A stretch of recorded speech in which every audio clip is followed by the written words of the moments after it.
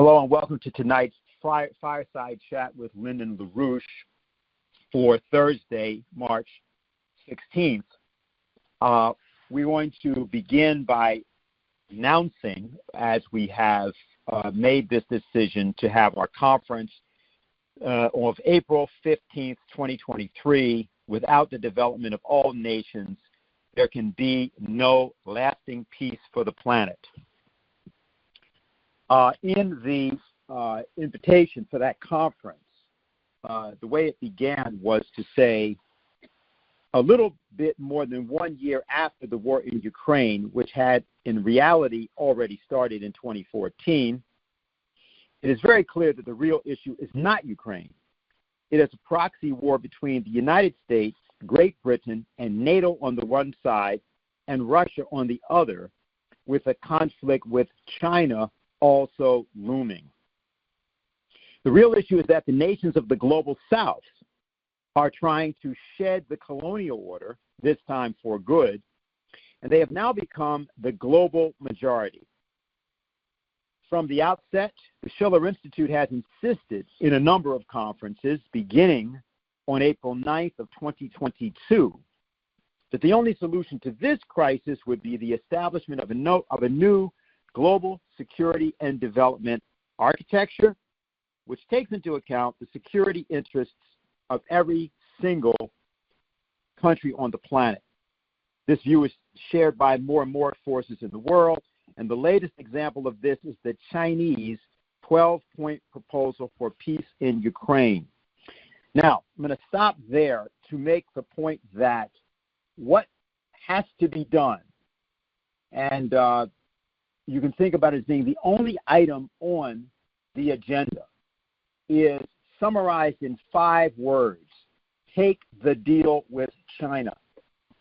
Now that will be elucidated a little bit as we go on tonight, but what we're referring to here is not merely the Chinese 12 principles, which is an important conception that's been offered for peace. We're talking about the fact that anything that is brought up to you, whether you're talking about SVB, whether you're talking about the problems of infrastructure in the United States, whether you're talking about the problem of impending war, whether you're talking about the problem of drug culture, all of it can be relevantly traced back to the solution concept: take the deal with China. Everything in your life can be, from the standpoint of the immediate crises, is resolvable by taking the deal with China. Actually, nothing in your life in general will be able to be resolved without taking the deal with China. So we have to make people understand about what we mean by the deal. You can think about Roosevelt's New Deal in order to understand what the deal with China would be, because that the deal is something that was created by this organization and its founder, Lyndon LaRouche, a while ago. And it has been written up in recent years as something called the World Land Bridge. But it was really something that was identified 25 years back by Lyndon LaRouche. And it was a process that was rejected by the transatlantic world, but was the beginning of a dialogue, of a discussion with the nation of China, actually that going back 30 years. It took form, began to take shape in the course of a conference in June of 1996, which was the first, the World Land Bridge, the Eurasian Land Bridge Conference on what was called then the New Silk Road, and which was attended by Helga LaRouche, who gave a speech at that conference. So that's the deal. We're not referring here to Donald Trump's attempts to make a deal with China, though it's congruent with that in one sense. The problem was that Trump was surrounded by monsters, including some monsters from the id, which made it impossible for that process to go forward, especially as that impasse expressed itself in January and February of 2020 at the point of the coronavirus crisis. But now we have reached a point where that is the deal that will have to be taken. And it is a way of expressing, from an advanced standpoint, the approach that was taken by Franklin Roosevelt to the case of, in that case, the United States. Now there is no way to address the case of the United States in itself. It can't be done. There's no way to do it. To remind people of a statement made about this by Lyndon LaRouche, will play you. I believe you'll be able to hear this. We've tested it before, so I hope it comes out in the audio, and I will ask Jose if he's able to hear it. And as one test, this statement by Lyndon LaRouche. I will start it, and then I will replay it so that we make sure it's clear to everybody. These are purely fictitious beliefs. There's no truth to it. The fakery is enormous. There is no possibility of a non-collapse of the present financial system. None. Jose, were you able to hear that clearly? I sure was. It's very clear. Okay, very good. So I'm going to go back to the beginning of that, and I'm going to play this for everybody. This will take 1 minute and 4 seconds exactly.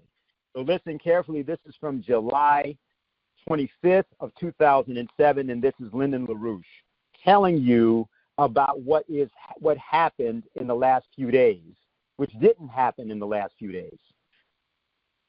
It occurs at a time where the world monetary financial system is actually now currently in the process of disintegrating.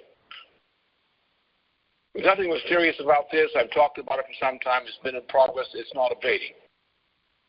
What's listed as stock values and market values in the financial markets internationally is bunk. These are purely fictitious beliefs. There's no truth to it. The fakery is enormous.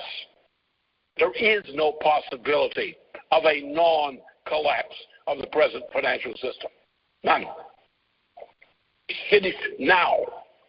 The present financial system cannot continue to exist under any circumstances, under any presidency, under any leadership, or any leadership of nations. Only a fundamental and sudden change in the world monetary financial system will prevent a general, immediate, chain reaction type of collapse. At what speed, we don't know, but they will go on, and it will be unstoppable. Okay. So let's just review that so it's clear. Under any president, under any circumstances, under any set of nations, you cannot keep this system. He also said at what speed we don't know. Now, in a statement that Helga Sepp-LaRouche put out about this, and you should, people who would have been unable to see it yet, should take a look at her webcast of today, live webcast, where she extensively discusses the short emergency statement that she's put out calling for a conference for an emergency reorganization of the financial system. She compares the process to that of a supernova that appears very bright and then suddenly burns out. Well, for those of you who know something about astronomy, you know that at the point that you see that process of the supernova suddenly burning bright, that process happened thousands, even tens of thousands of years earlier. Just as the Ukraine war that people keep talking about of February of last year actually happened 8 years earlier. So the thing that we want to understand that we are in now is what we're in as of 2007, 2008, and it was unaddressed. As we say, you can kick a can down the road only so many times before it becomes a bucket, and then you will kick the bucket. So the truth here is, now there's a reason for bringing up China. The first one being that it is the largest economy in the world. It surpasses the U.S. economy. We're talking about real economy. In other words, production of real things. So he has superseded the United States, which stopped producing virtually anything. But in the course, it took about 50 years for this, but that's what's happened. The United States is not productive as an economy. And China has supplanted it, but they are also joined at the hip. And this is expressed in the fact that China, up until recently, had about $1 trillion in U.S. Treasuries, U.S. securities. They began to some degree selling these, and there is a controversy with China partially because of that. Japan has over $1 trillion. Interestingly, by the way, if you look at the top 5 holders of U.S. Treasuries, they aren't who you might think. Number one, this is as of 2022 figures, and again, one should not reify these things because other factors like derivatives and other funny money factors are also involved. So one has to understand that even when these figures are quoted, they are not precisely reliable. But number 1 is Japan, number 2 is China, number 3 is Great Britain, number 4 is Belgium, number 5 is Luxembourg. Now I find the Luxembourg one really interesting, and I just want to say something to go back to something Helga says at the beginning of her 10 principles so that we can just understand what it is we're talking about with respect to the coherence between, or congruence between, the Chinese 12-point proposal for peace in Ukraine and what it is that Helga says with her 10 principles at the very beginning of the document.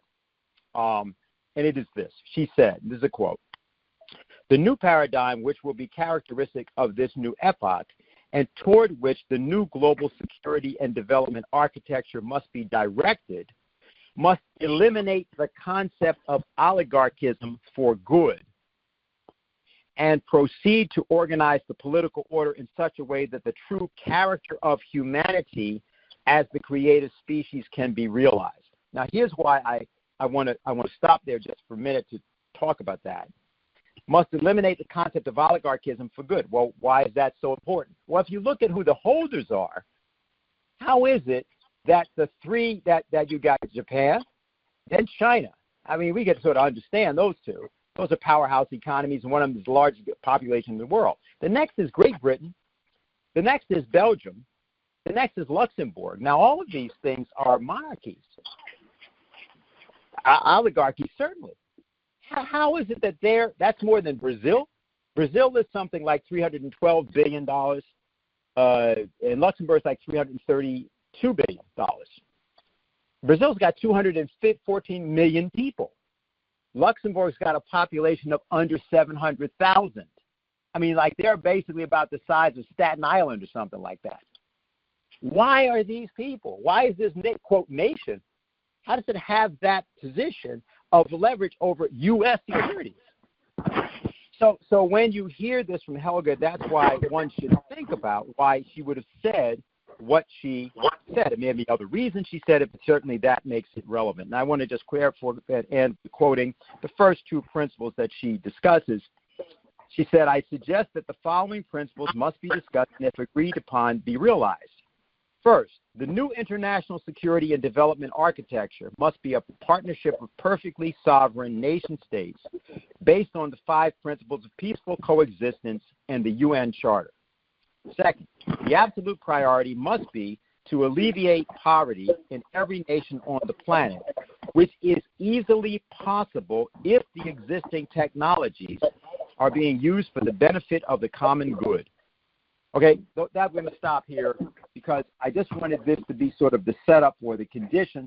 And we have a few guests and others that are with us for tonight. And I asked one who's on with us just to get on to give us whatever his thoughts are about things today. And if anything that he wants to say, I'm going to have him come on first.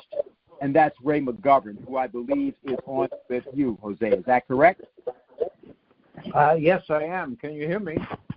Yeah. Hi, Ray. We can hear you. You're fine. Go right ahead on anything you'd like to say. And as long as you can stay with us, we're happy to have you. But we realize you got a busy schedule. Everybody's hearing from you and your friend Seymour Hersh these days. So, just go right ahead. Anything you'd like to add or comment in any way? Well, Dennis, I think the focus, my focus at least, is on Germany. And I'll tell you why. The Germans are just beginning to wake up. They are hopeless, not hopelessly, they have been hopelessly divided between those who think we Germans must help beat the Russians, and those who say, no, they're crazy. This is we should not be supplying still more weaponry to Ukraine. It's a no good situation. What's happening now is that the Germans are beginning to wake up, partly under the impact of the sabotage of Nord Stream. And what I've been asking my German friends, and I did so as recently as this morning, why doesn't somebody ask Olaf Scholz why it was that he stood next to President Biden on the 7th of February last year, and why he answered in the way he did when Biden said it will be the end of Nord Stream if the Russians invade Ukraine, and I promise you we can do it. What did Olaf Scholz say at that point? He said he was shocked to be asked to comment on that by a very gutsy Reuters correspondent, and she was bilingual, and she said, "Was halten Sie davon, Herr Kanzler?" And he looked like the proverbial deer, was in the headlights. And then he said, "Oh, we do everything together. Together, we don't do anything of any importance unless we do it together." Okay. So I was asking my German friends, why is it? Why is it that no one asks Scholz? So, did you blow up the pipeline together? Did you do that together? Did President Biden tell you on the 7th of February when you were in Washington, did he whisper into your ear that he was going to destroy the Nord Stream pipeline? Or were you rushed? Was it a big surprise to you when that happened in September? We would like an answer to that, Chancellor Scholz. Now, the answer I got back was really, really depressing. People have tried to answer that, but they've been deflected. They've been not answered. And not until Scholz girds his loins to the point where he's willing to go to a parliamentary session where he has actually asked those questions on TV, not until then will anybody have a chance to ask those questions. And then chances are most people will be afraid to ask those questions. So what am I saying here? I'm saying that Scholz and his government know damn well who blew up the pipeline. One of the questions is, what did Scholz know, and when did he know it? Sounds familiar, doesn't it? The other question is this, the timing. Now, we know that they planned this operation and found out that they could do it at the turn of the year, 2001, 2002. Why was it that they waited until September? Well, in early September, there was great fear in Germany and the rest of Europe that they would be lacking the cheap gas they get from Russia. Nord Stream had been turned off, but it could be turned back on again. Now, there are reports that the Germans were up in Moscow talking with the Russians about... Ray, just hold for a minute. Hold your thought. We need some more volume from you. Jose, is there anything you can do about that? I'll get a little closer here. Yeah, so that's a lot better. All right, fine. Go ahead. Okay, fine. No problem. The Germans were really worried about the winter coming on, and their industry was beginning to go kaput. Some industries were relocating where there's cheaper gas.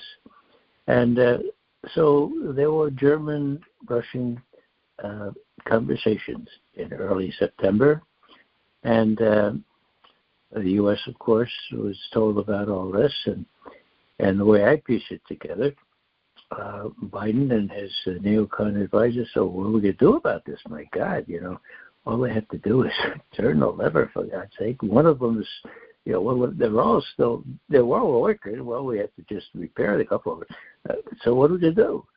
Well, that's when the question came up, as Seymour Hersh puts it, whether we could do this without being kinetic, a fancy word for without violence, without blowing it up.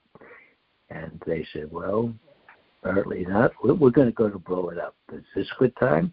And of course, they had all the equipment in place at that time, and so they blew it up.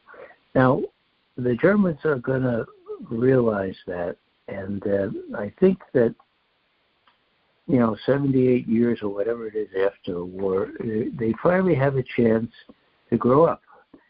And the last thing I'll say here is that they're going to have that chance in about a month or two, because I believe all the current intelligence analysts that talk about the Russians moving west this month and next month, perhaps as far as the Dnieper River, and the die being cast, what is the U.S. going to do at that point? Are they going to let the Poles invade? Are they going to let the Poles fly their planes into Ukraine? Or are they going to deal? Now, the key factor will be Germany. The U.S. will go, okay, you with us now? We're going to raise the ante here. We're going to actually slip in some allied troops. We're going to risk a war between NATO and Russia. Are you with us? Mm-hmm. And at that point, Schultz has got to decide yes or no. And it's at that point where the German people they're divided now, but they may be able to see through, with the help of Cy Hersh and others, that they're being had, okay? That their chancellor betrayed them, that their chancellor either knew or didn't know, and in either case it's incredibly embarrassing. That government is very labil, very precarious. I think Bayabok, the foreign minister, is not long for this world. So what I'm saying here is that to the degree these other conversations take place, that's the background. The ball is going to go up in another month or two. The U.S. will have to decide whether it really wants to risk an open war with Russia, the first time ever that these two nuclear powers seemed willing to test each other kinetically, that is, threatening each other with conventional weapons that could lead to nuclear war. So I don't know if that helps at all, but that's the background that I've been pursuing the last couple of days. And for whatever it's worth, I offer it, and I offer it free for whatever it's worth. Thanks, Dennis.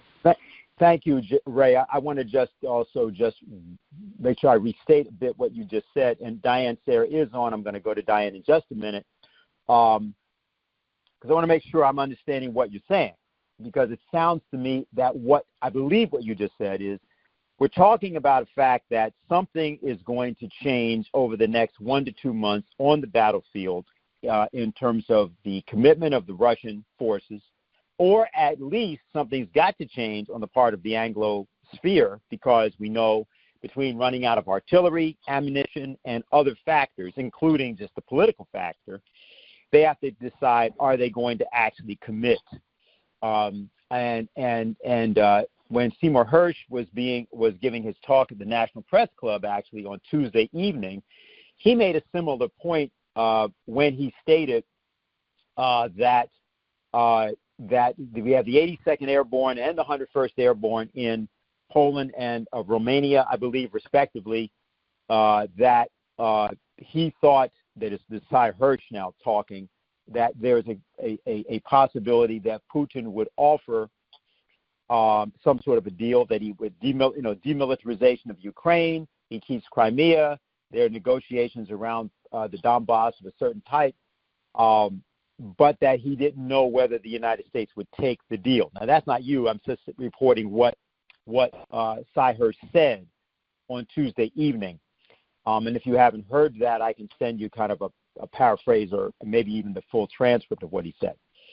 But you're making the point that they are going to ask the Germans, NATO, and the United States in particular, are you with us on this? And you will believe that at that point there's a certain kind of moment of truth. The moment of truth is already here for Germany, but there's going to be a heightened circumstance in the next couple of months. Is that what you were saying? That's exactly right. Yeah, I agree completely with Cy. And the fly in the ointment is the reluctance on the part of Washington to let Kiev deal. Okay. Now, worse still, the populace in America and mostly in Europe are completely unprepared for the Russian advance that we see coming. They think Russia is kind of taking it on the chin because of these reverses last fall, and my God, they've run out of ammunition. In other words, it's almost as though, and this is speculative, it's almost as though as that Sullivan, Blinken, and Nuland would just as soon advise the Ukrainians to go ahead, fight till the last man. And then when the Russians come forward, the die is cast. You'll have to ask for open NATO involvement. There are no more last men in Ukraine. Is that what they're aiming at? In other words, to be forced on this feckless Biden to make a choice at that time. Do we just leave them? Do we let Russia completely win? Or what are we going to do? And that's the crucible that I see. And if Biden, Blinken, and Nuland and Sullivan, if they're not smart enough to check with Germany at that time, then they're even dumber than I thought they were. That's pretty damn dumb. The Germans are key here. And the Germans will have to either go along or they have to say, we've been in a war with Russia last time. It didn't work out so good, And I suspect that I'm hoping that with another month or two of Seymour Hersh and other people kind of coming forward and saying, do we really want the economy in Germany to be forever broken by what the U.S. has already done? When do we finally say, genug, enough, knock it off? So, again, I've been wrong on Germany for about 20 years at least, and always hoping that they start to act like adults. I think this is the denouement. Either they do or they don't, and I think it's more likely that they will stand up and say, no, we don't want an open war with Russia. Count us out, and then it will be up to these crazy people in Washington whether they decide to go ahead with a coalition of some willing without Germany. I don't think they could do that. Okay, thank you, Ray. Okay, so let's go. I want to go to Diane, Sare. I think now, as so people know, we were saying about Helga's statement. Diane also has a statement, and she'll certainly make you aware of that. And then if you're still on, Ray, we'll come back to you if people have other discussions. Also, we have several other people who we're going to be opening up the Q&A right after Diane gives her remarks. Diane, you're there, right? Yes. Can you hear me? Okay, yeah, we can hear you very clearly. Okay, fine. Good. Should I go ahead? Yes. Okay. Well, I think it's worth reflecting on what LaRouche said in that webcast Dennis played, which I believe was 2007, and what he said in 1997, and what he said in 1971, and what he said in 1957, which was warning of a total breakdown collapse, warning of a civilizational collapse. In the 70s, he warned of pandemics because if you force people to live in total poverty and squalor, if you get new diseases, they're not going to have the immune system. They're not going to have the ability to mitigate the impacts. You'll get bizarre mutations and things like that. So all of these things he warned about, for which he was called an extremist, exaggerating, have been occurring, whether or not, whatever you think of the origin of the COVID virus, it is absolutely clear that the biggest comorbidity factor is poverty. And that's the case of any disease, and that's the case of life expectancy in general. If you are poor, you are not likely to live as long as someone who is comfortable, unless, of course, the person who is comfortable engages in all kinds of unhealthy habits, which unfortunately is the case today. So people didn't listen. People were living in a delusion. One of the terrible effects of going for the so-called post-industrial consumer economy is that if all you think about is what you can consume, what you can take from other people's labor without considering what is required to produce all of the things that you take for granted, then it is very easy for your actual real physical economy to disappear from under you, and you won't even notice because you're too busy thinking about how much money do I have I got this, who cares where it came from, who cares the conditions of labor that were required to produce it. This is the British system, buy cheap, sell dear, the invisible hand, the magic of the marketplace. By the way, the American Revolution was won in opposition to all of this. So, as Dennis said correctly, what we're experiencing now didn't happen now. It happened a long time ago. It's sort of like looking at the Webb telescope and seeing stars being formed billions of years ago, millions of years ago. That happened. The light is just reaching us now, and because we have this amazing instrument, we're able to get a glimmer of what happened. Well, the actions of Richard Nixon in decoupling the dollar from the gold reserve system occurred in 1971, over 50 years ago, but we are now experiencing the full force of what happened. And this is why it is so criminal and wrong for them to pretend that you're going to solve this by further jiggering, playing with money. Oh, let's raise the interest rates. That'll slow, because didn't everyone notice we have an overheated economy, right? That's why no one can afford to buy anything. The economy is doing so great. So if we just raise the interest rates, well, that'll slow things down, and that'll lower inflation. Well, how does that work? If they raise the interest rates, everyone who's got a small business loan, a mortgage, or something else is going to find themselves having to pay more, and then they're going to have to charge more. So that doesn't seem very anti-inflationary to me, but happily I don't have a degree in economics, so I couldn't explain to you how that's supposed to work. Or you lower the interest rates, or you do what they just did in the last days, which is illegal, where you have these banks, the Silicon Valley Bank, Silvergate, Signature Bank in New York, all went under.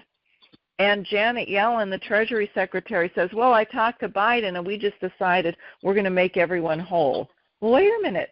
That's not the law of the land. That's not what it says in the Federal Depositors Insurance Corporation. It says that you're insured up to $250,000. And if you want to change that, then the Congress you have to have legislation. You can't just have executive orders where they say, well, we feel like it and we don't want to see a panic, so we're just going to print a lot of money, which you're going to be on the hook for.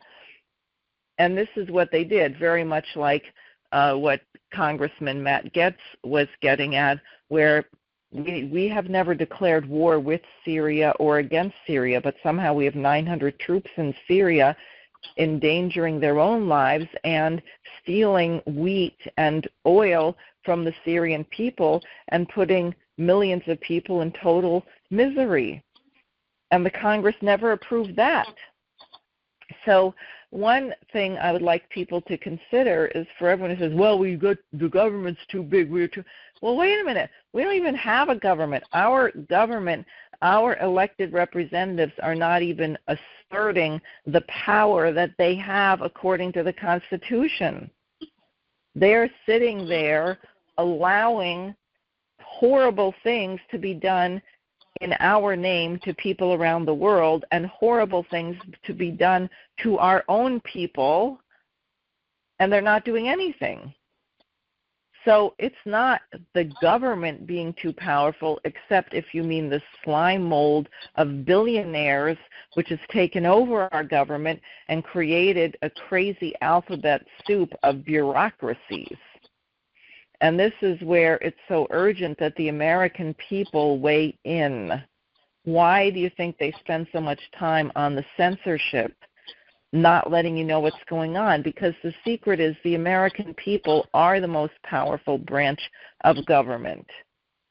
And if the American people act in concert with the principles of natural law, with truthfulness, then we have enormous power, and the whole world knows that. So what's happened? These banks have gone under. Our government says they're going to bail them all out. Don't worry. Don't worry. Don't worry, Virginia. Don't worry. It's all going to be fine. And then the government of the Dominican Republic says, everybody, don't worry. None of our banks are connected to the banks that went under, which, of course, is total crap because, as you know, everything is connected nowadays. Don't worry. It's all going to be fine. And then Switzerland says, don't worry, Credit Suisse. We know they were having trouble, but don't worry. We're going to make sure they're good. So, this is obviously absurd. And the fact that everyone is saying don't worry should make you consider that there might be great cause to be worried. So what are they trying to do? Are they going to regulate? Are they going to put Glass-Steagall back in place, put up that firewall to protect the savings and loans, to protect your personal deposits and your pension funds? No. They're going to try and distract you by putting hysterical headlines. I saw one today, the New York Post. They love to use clickbait to get their views up and also desensitize you to every kind of atrocity. So they say, watch this video. The Russians are indoctrinating children in Crimea in military. See how they drag them. Now, I am quite certain that that is not true. We know, on the other hand, the Azov battalion, the Nazis in Ukraine, do recruit children. We know they have Bandera-worshipping militaristic camps in upstate New York, an hour from where my campaign office is. But the Russians are not doing that. But nonetheless, let's get everyone all hyped up. And then they had another, I forgot the other headline. It was so idiotic. They're trying to get everybody hysterical about anything except reality and the cause of the crisis. So I wrote a statement. Helga said, and I'm afraid correctly, that we should, since I'm running for federal office, I should write a statement saying what people in the Congress should do, but it's very unlikely, if you look at the level of courage and morality that these people have exhibited thus far, the majority of them, it's very unlikely that the necessary actions are going to come from the U.S. Congress. But we have to fight for it. We're Americans. We have to fight for it.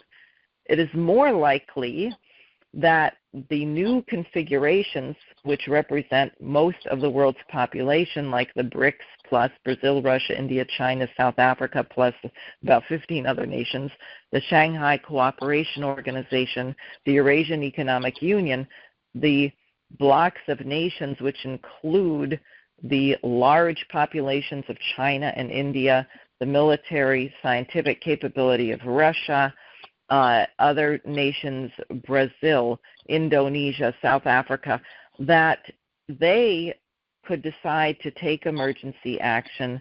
They're probably doing so now. The miracle that China orchestrated between Iran and Saudi Arabia, which makes it more likely that there's going to be an alternative to the dollar in the world. They are moving to take certain measures, but the United States should, and what we should do, and what needs to be done, is the banks need to be separated along the lines of Glass-Steagall. We have to declare the $2 quadrillion bubble of derivatives obligations to be totally bankrupt. It cannot be paid. Write it off. God did not make this mess. We made it. It is not an act of nature. It is not force majeure, and we have to leave it. We can decide any moment that it is fake and we're not going to pay. What we do have to figure out how to pay are those things that people's lives depend on. And we have the American Society of Civil Engineers a few years ago estimated just break even, not even improvements. Infrastructure was $4.5 trillion needed.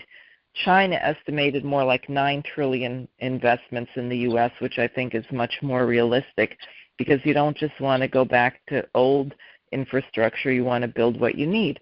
Well, suppose we had a crash program to build 43,000 miles of modern high-speed rail, to fix all of our highways, to repair all our dams and levees, to fix the bridges that are about to collapse.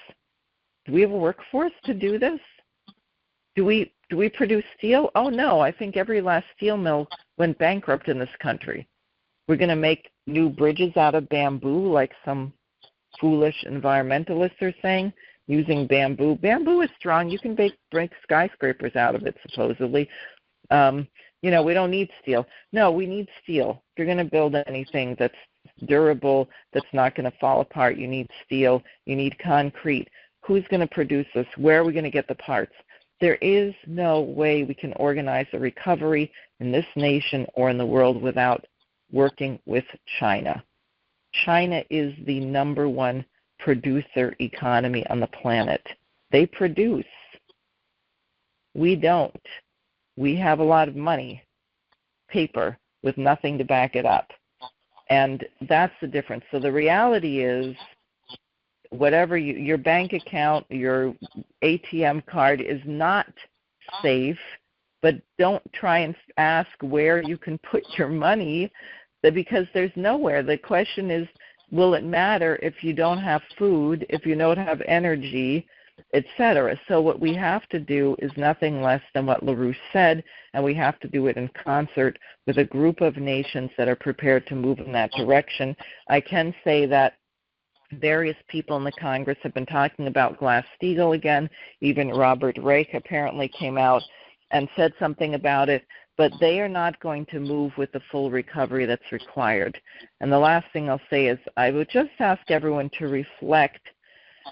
If you think back to whatever you thought, and I don't know how old everyone on this call is, so 5 years ago, 10 years ago, 20 or 30 years ago, think about the cost of things compared to now.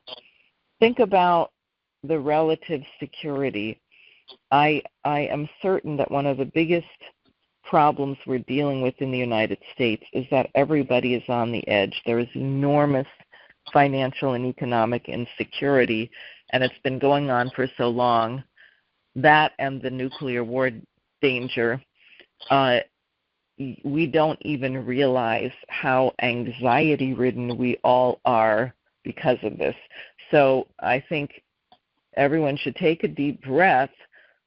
The good news is that the kind of reforms that LaRouche was fighting for all these years were highly unlikely to be adopted while the powers that be, the guys with the money, Ray McGovern's Mickey Matt grouping, felt like they were in control.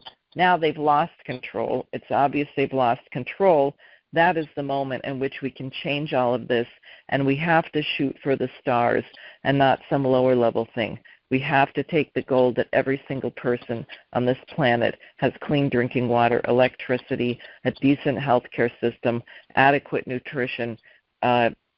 We can do the whole thing, and we have to consider where the United States should be right now, which is not what it is. So that's what I can add to this conversation so far.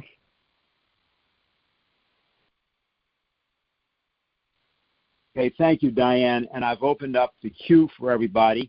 And if you've just joined us, we heard earlier from Ray McGovern, and we just heard from Diane Sare. Ray, are you still with us? I am. Not because oh, you are? Okay, fine. Well, first of all, I just want to thank you for being, and also I know that you may have limited time. So if there's any time you need to exit or whatever, feel free to do that. I'm going to just say a couple things. Press *6 to get in the queue for any of you that have questions and any discussions. And I think as we're doing that, let me just make sure we have one report, which I guess, Jose, you can give us, about the conference that was held last Saturday, because no one on this call, except for those who would have attended, may know about it. And I hope that we may hear from some other people who were involved in that. So, Jose? Yes, hi, can you hear me okay? Yes. Yes. Okay, great. Yeah, so last Saturday we had a youth conference that was composed of a panel of international youth speakers. Everybody was basically 30 and under, or 30 or under. Everybody's in the mid-20s range, basically. And we had topics ranging from, how are we going to get mining on the moon? This was something that Frank Shee had done, to Cade Levison, who made a wonderful presentation on productivity and towns. And he really broke down why you don't have any new towns today, because you don't have anything that's actually being produced. And what we really have seen from this conference is a real development of our younger members that are coming around, who are really adopting the material that Lyndon LaRouche has put out, and are really preparing themselves not only to actually be leaders to find a solution for the problems today, but also to be able to replicate the message in other people. And I don't want to say too much about the presentations, because I know we have some people on, for example, Sam, who made a presentation on Syria, and Ashley, who's also on too. But we had about, I think, maybe I'm wrong about this, about 400 people watching live as it happened. And we also had an in-person location that had about 30 people or so. We didn't make that public, but and we also had organizers from the Rage Against the War Machine event come. Yeah, and we had people from Brazil speak. We had some people from the Middle Eastern region speak. Can't remember the exact countries, and they were also all young people too. So that's what I got to say. Very good. I have a question I'm going to ask you, Ray, but I'm going to go to the phones first of all, because there's somebody that's in the queue. Let's just see if they have a particular question. Sure. So I'll do that now. Here we go. Yeah, hello. Are you able to hear us? Yes, I am. Can you guys hear me? Yes. Yes, we can. Awesome. Hi, everybody. So my name's Clayton Ressler. I announced my run at the end of the Rage Against the War Machine rally march in front of the White House. I'm behind on getting my campaign started. I have two main questions. In tracking foreign policy issues like this, I am trying to understand the major influences on the executive, so in the State Department and other places, and I mostly trace this to the Council on Foreign Relations. I'd like anybody who has any input to sort of give me some guidance on what other major organizations are the sort of ones that we can attack publicly in a way to reduce their influence on the State Department. Of course, this would be in combination with trying to get force Congress to, declare war constitutionally if that's what they want. Obviously, we don't want that. But, an analysis of what the true behind-the-scenes foreign policy movers and shakers are is something that we need to understand before we can really attack that. So I'd like anybody's input on that. Okay, so Diane, you have anything to say? Ray, of course, this gives you your Mickey Sure. Matt opening, it would seem to me. Well, first of all, Clayton, congratulations. What are you running for? For president. Oh, okay. Okay. Yes. That's very exciting. Well, the thing that really drove everyone wild and therefore probably has a great deal of truth to it were LaRouche's attacks on the British Empire, in that case the Queen of England, who has whose body has now joined her soul in hell. But King Charles is extremely influential. And everyone says, oh, the monarchy, it's just a figurehead. No, they own massive amounts of mercenary armies that go along with their raw materials companies. They run the whole Great Reset, anti-fossil fuels campaign to keep everybody impoverished. And at the COP26 conference, King Charles kept talking about global Britain. Global Britain. Well, if the British Empire is dead, I'd really like to know what global Britain is. And I think this is particularly important now in the United States because 2 years ago I did a little exercise just in reading the Declaration of Independence. If you look at the grievances that we list against the British, all of these things, keeping standing armies here and warrantless searches and no justice and various things, I said, oh my gosh, the United States is now doing exactly every single thing that the British were doing to us and the whole world, and for which reason we had a revolution, and now we are doing that. And therefore, I find it very useful to identify the British because Americans have got to come to our senses and realize that we are not the British Empire we were never intended to be, and if we continue, this policy direction is treasonous. So those are my thoughts. Yeah, and I think Woodrow Wilson, I trace most of it to his policy, which we all know about, Edward House and Edward Grey. So it's the transition from the empire to the Commonwealth, and then they started using us as the military, rabid dog, using their soft power influence. Yeah. Let's see if Ray has anything to add. Ray? Yeah. Well, I just Diane was kind enough to refer to a acronym that I coined, and now has made its way into dictionaries, if you can believe it. You'll recall that President Eisenhower in his farewell speech talked about the dangers of power, the accretion of power either desired or just happenstance by the military-industrial complex. Now, he was a general, and he watched what it was like to be a president, because he was a president also, and he realized the growing power of what had been built during World War II and needed a reason to keep existing, what that would mean for our democracy. And he specifically stated, look, there's one antidote for that danger, and that is a well-informed citizenry. Now, that MIC, that military-industrial complex, has grown into something I call the military-industrial congressional intelligence, media, academia, think tank complex. It's a gargantuan challenge, but each of us has a special interest in or a special expertise in various segments here.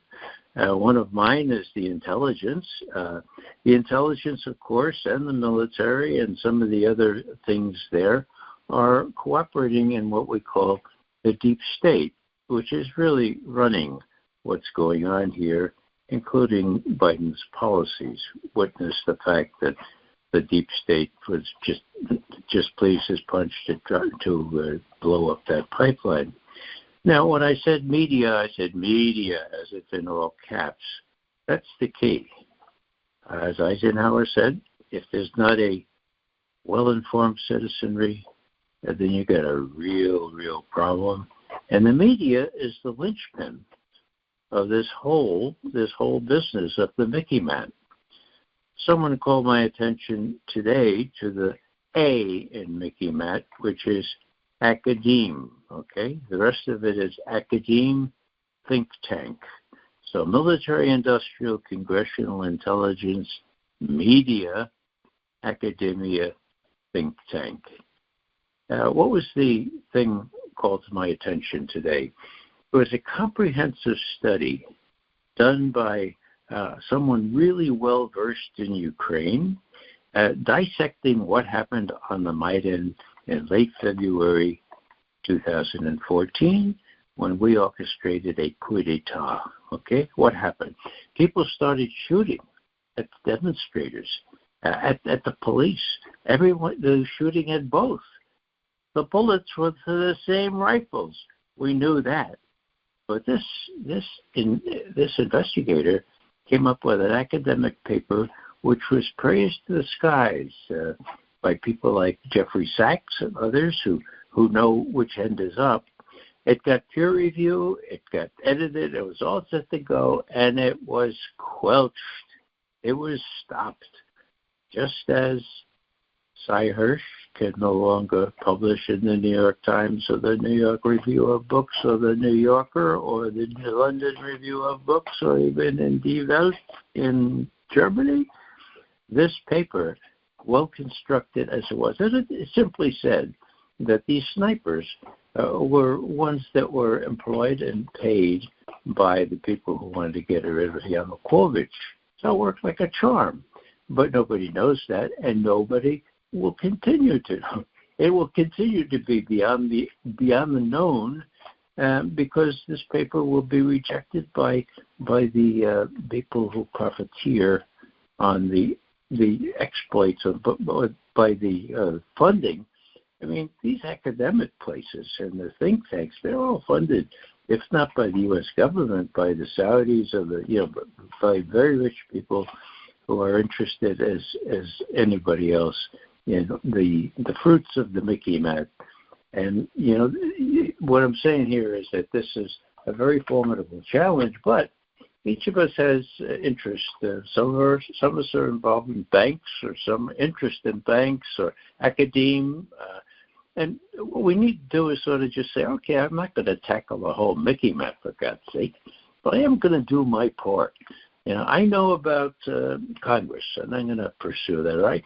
I know about the military. I've been there. I've done that. I've seen how it really works and why we're not really up to snuff in the military area. So I'm going to expose that. So all I'm saying here is that the Mickey Mat needs to be exposed, or else our democracy is in danger, just as President Eisenhower warned us in 1961. And it's up to us. I mean, we can't be waiting for some courage or some change of mind on the part of these media people who profiteer just like everybody else in the Mickey Mat. We've got to do it ourselves. In other words, there's no one other than us. That's the way it always has been. We just have to get off our patooties, our derrieres, and our couches, and make ourselves heard and make ourselves effective to the degree we can. That will take a while. We have to do it because the alternative is really, really bad. Okay, very good. So thanks for the question. We're going to go to the next. I have a question I have to ask you both, and then we have a couple of other people in the queue. Thank you very much. Okay, so here is what I want to get a response from both you, Ray, and Diane on, probably in that order. This is what Cy Hirsch had to say on Tuesday night, and it's a close paraphrase that I did. This pertains to Vladimir Putin. And so it's him. Okay, so here's where it is. So I'll pick it up where Cy brought it up.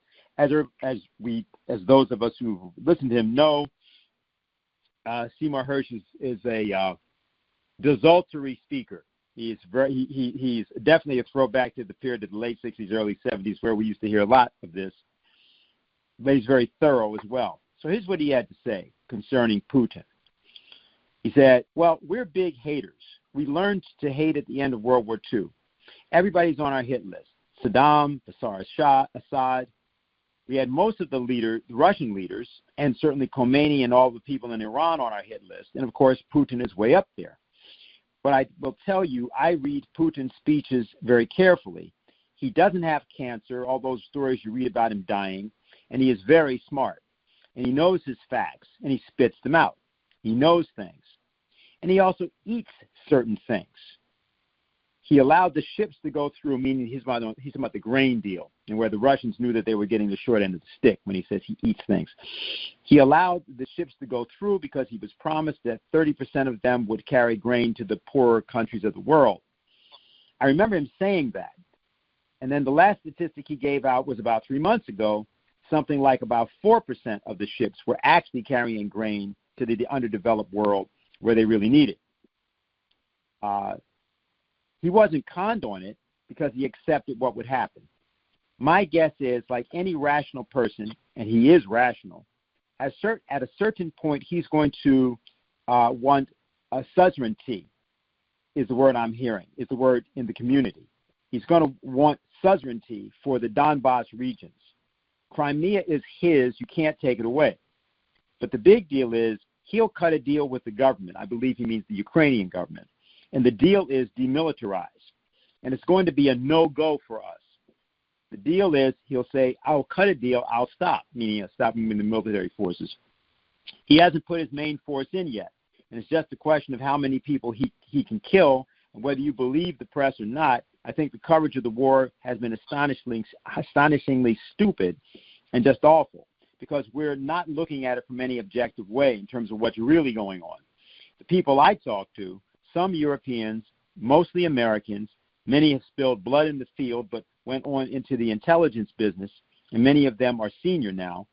Anyway, the bottom line is we just may be kidding ourselves about what's going on there and what the results are going to be. And when he wants to call for demilitarization, which I think he will, that's just my guess.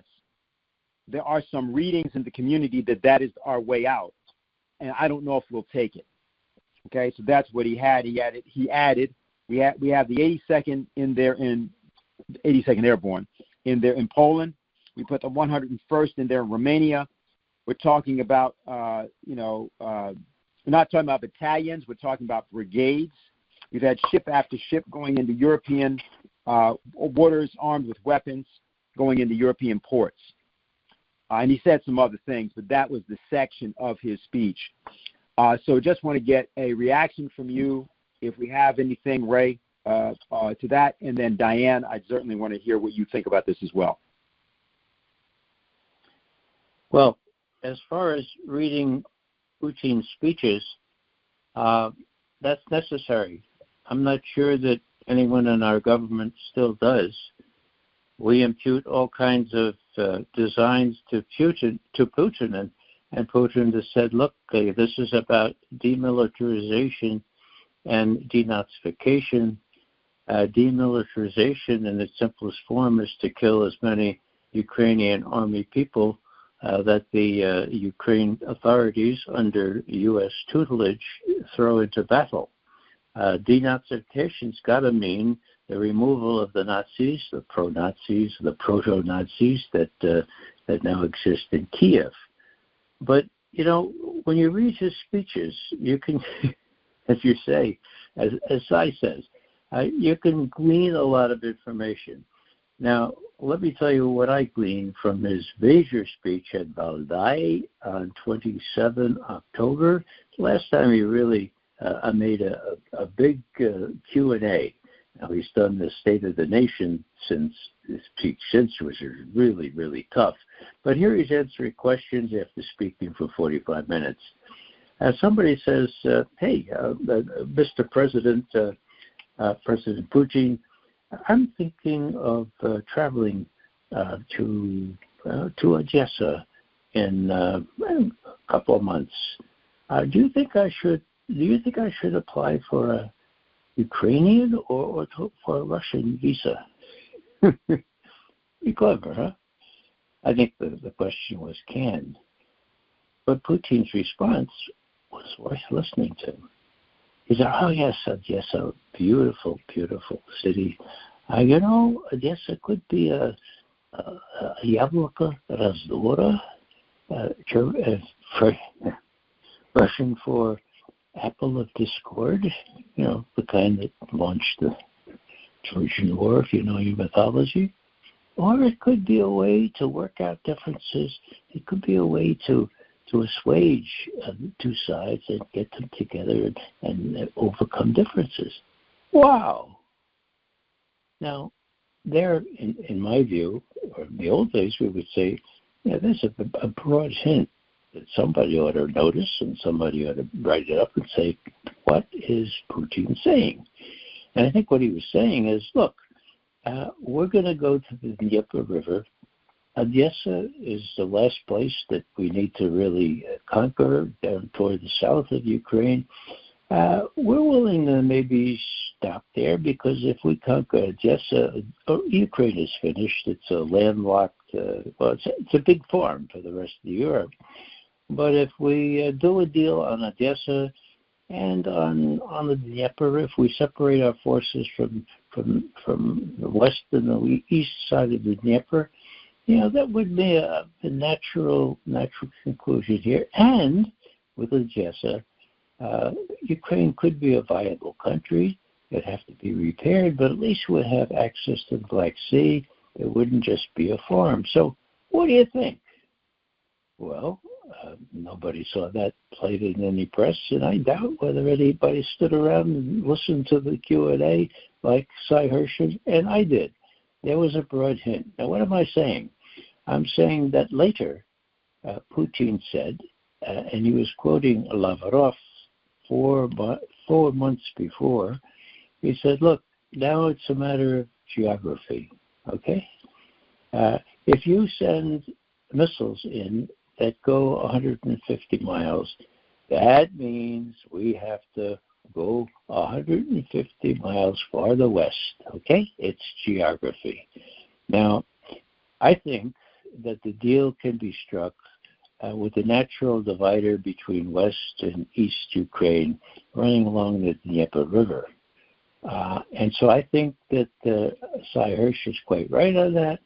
I think that along with that would have to be some sort of accord on a demilitarized zone where weaponry that could reach the east side of the Dnieper would be prohibited for a certain territory that would be mutually agreed upon. So I think the makings of a deal are there. I see no publicity. I see no consideration. I see no indication that they even heard what Putin said. So from Putin's point of view, he can make these broad hints. He has to do it this way because there's no real communication between Lavrov and Blinken. Like Blinken runs into the men's room anytime he sees Lavrov at one of these multilateral meetings. So there's that, and that is really important, and that's, I think, dovetails with what Sai said. Well, what's the other thing I want to say here? Let's see. Yeah, I think that Crimea is off the table. Okay, now McGovern says that confidently, but McGovern isn't important. Victoria Nuland is. She says it's not off the table. It's very much on the table, and at the very least, she says, it has to be demilitarized. Right. Sevastopol, the only big Russian ice-free port all year-round naval base, that's going to be demilitarized. Give me a break. That's unrealistic. But Zelensky has been doing lots of unrealistic things, okay? So here I am, Putin. I'm not McGovern anymore. And I'm saying, look, I let him diddle me for 8 years with this Minsk Accord process. People said I should have gone in then. I should have gone in there. That was a mistake. I'm not going to do that again. I'm going to shoot down drones. Okay? And if worse comes to worst, the U.S. may not realize this yet, although I've said it publicly, but we're more advanced in advanced weaponry than they are. Take, for example, hypersonic missiles. We have them, they don't. Now, what does that mean? That means that they're going to get them eventually. What does that mean for the balance now? Well, I will say that there is incentive on the Russian part to rattle the cages, to make noises and threaten to use these hypersonic and these other missiles that can hit Washington and whatever, just standing 150 miles offshore in the Atlantic with no warning and with no defense against them. So it's a key factor. Putin knows that his forces are superior in many key respects now. This is new. This is about 4 years old. He announced it in a major address. Whether the U.S. believes it or not, it's the fact. So there are lots of pressures on Putin, most of them coming from those who say, you're going to be taken in again by these guys. We have to go forward here.